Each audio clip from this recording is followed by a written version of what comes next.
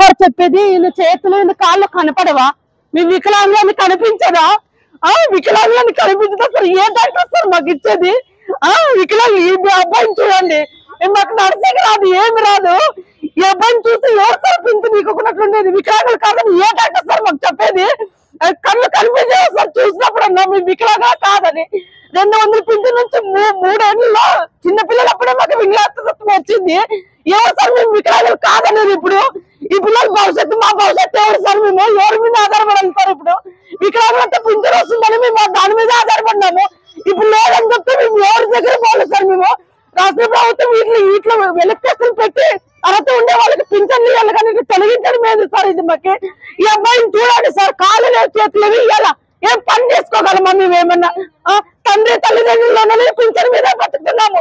మేము ఎట్లా సార్ బతకాల్సినది? ఇప్పుడు మా పింఛన్ తీసేసినారు, మాకు కాళ్ళు లేవని చెప్పినారు. అయితే ఉద్యోగాలు ఇస్తారా మాకు? ఏమన్నా మేము ఏమన్నా ఉద్యోగాలు ఒక సీట్లో కూర్చొని పని చేస్తామా? అట్లనే ఇవ్వమండి సార్, ఒక జీతం ఇవ్వండి మాకు. పింఛన్లు తీసేసి ఈ రకంగా ఈ విధంగా చేస్తే మేము ఎవరిని అడగాల?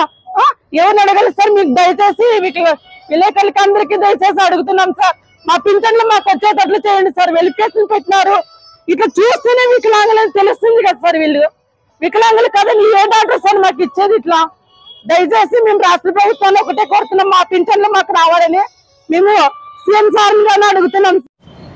ఈరోజు మా దివ్యాంగులకి మన రాష్ట్రంలోనే చాలా తీవ్రమైన అన్యాయం జరిగింది. మరి వెరిఫికేషన్ పేరుతో అర్హత కలిగినటువంటి ప్రతి ఒక్క దివ్యాంగులను కూడా తీసేయడం జరిగింది. ఇవాళ మా మిత్రుడు భాగ్యేశ్వరికి చేయబోయింది. గత 300-500తో నుంచి పెన్షన్ తీసుకుంటున్నాడు. గత 10-15 సంవత్సరాల నుంచి పెన్షన్ తీసుకున్నటువంటి అర్హత ఉన్నటువంటి వ్యక్తికి అంత దారుణంగా పెన్షన్ తీసేయడం, మరో మిత్రుడు పవన్ ఈపీలోని కూడా పెన్షన్ తీసేయడము ఎంతో దారుణమైనటువంటి విషయము.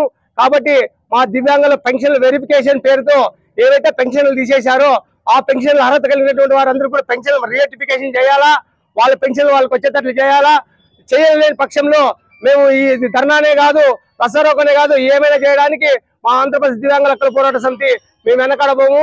మేము ఒకటే చెప్తున్నాం, శాంతియుతంగా ఇటువంటి వాళ్ళు మరి ఈ పిల్లవాడు మరి పూర్తి స్థాయిలో ఉన్నటువంటి వాళ్ళు ఎన్నుకున్నటువంటి సాయిబుల్ పిల్లవాడు, ఇటువంటి పిల్లవాళ్ళంతా కూడా దారుణంగా తీసేయడము, డాక్టర్ వెరిఫికేషన్ పేరుతో డాక్టర్లు లంచాలు తీసుకొని దొంగ సర్టిఫికెట్లు ఇవ్వడం వల్లే ఈ రోజు రాష్ట్ర ప్రభుత్వం వెరిఫికేషన్ కోరింది. వెరిఫికేషన్ మేము అప్పటికి స్వాగతించాం, కానీ వెరిఫికేషన్ లో ఇంత దారుణమైనటువంటి చేయడం నిజంగాంటే వికలాంగుల పట్ల వివక్షత చూపడం, వికలాంగులకు ద్రోహం చేయడం తప్ప ఈవెన్ కాలపోయినటువంటి వ్యక్తులకి, చేయబోయినటువంటి వాళ్ళకి పింఛన్లు తీసేయడం అనేది నిజంగాంటే ఇంతకన్నా దౌర్భాగ్యమైనటువంటి, ఇంతకన్నా దారుణమైనటువంటి పరిస్థితి వేరేది ఉండదు. దయచేసి మేము రాష్ట్ర ప్రభుత్వానికి కానీ అధికారులకు కానీ మేము డాక్టర్లు కానీ ఒకటే రిక్వెస్ట్ చేస్తున్నాం, మేము పుట్టుకతోనే వికలాంగులుగా పుట్టాం, దేవుడే మాకు తక్కువ చూశాడు. ఏదో ప్రభుత్వ యంత్రాంగాలు మాకు ఇంతవరకు అన్ని ప్రభుత్వాలు మాకు సహకరించాయి. ఇవాళ మాకు వచ్చేసి మా పింఛన్లు తీసేసి మా కడుపు కొడుతున్నారు. మా వాళ్ళు ఇదే పాపం ఏదో ఒక 6,000 వస్తే దాంట్లో 1,000 రూపాయలు తడి పెట్టుకుని 5,000 రూపాయలు సంసారాలు జరుపుకున్నటువంటి వాళ్ళు ఇవ్వదు, కరెంటు బిల్లు కట్టుకోలేరు, ఏవి అసలుకి ఇంట్లో సంసారం కూడా ఈ ఆత్మహత్యకు పాల్పడే స్థితికి వస్తున్నారు.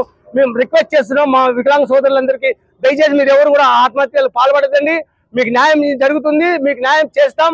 దయచేసి మా దివ్యాంగులకు మాత్రం అన్యాయం చేయడం అనేది నిజంగా దారుణమైనటువంటి విషయం. ఇంతకన్నా దారుణము, ఇంతకన్నా అన్యాయం చేయడం అనేది ఇంక ఎక్కడ ఉండదు. దయచేసి మీకు ఒకటే చెప్తాం, మా వికలాంగులను ఎవరు కూడా మా దివ్యాంగుల అర్హత కలిగిన దివ్యాంగులందరూ కూడా న్యాయం చేయాలి. ఎలక్ట్రికల్ మీడియా సోదరులందరూ కూడా మీ దయ వల్ల, మీ సహకారం వల్ల మాకు సాయం చేస్తారని మీకు చేతులెత్తి వేడుకుంటున్నాం సార్. మాకు దయచేసి మా దివ్యాంగులకి న్యాయం చేయండి, మా వికలాంగులకి నిజంగా సార్ మీరే చేస్తేనే మాకు న్యాయం జరుగుతుంది. దయచేసి మీరు ఆ సహకారం చేస్తారని మరీ కోరుకుంటున్నాం సార్.